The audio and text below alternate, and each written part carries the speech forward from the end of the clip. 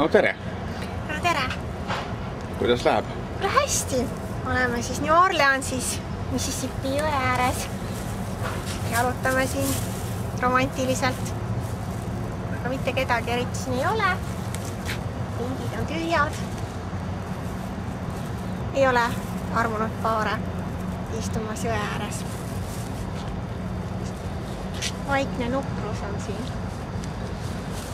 Kõik inimesed on baarides joomas. Miks nad seal on joomas? Ma arvan sellepärast, üks paar ikka tuli. Ma arvan sellepärast, et tegelikult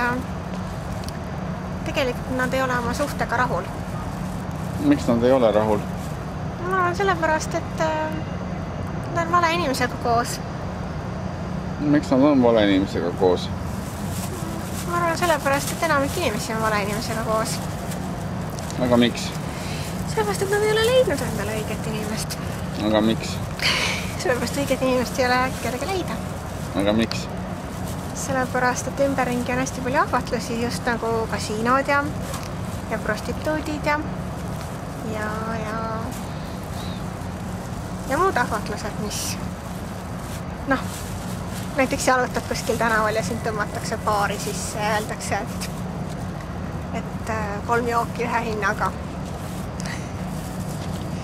Ja siis sa lähed jood ära need 3 jooki 1 hinnaga ja siis sa lähed liiga purjus selleks, et õiget inimest leida.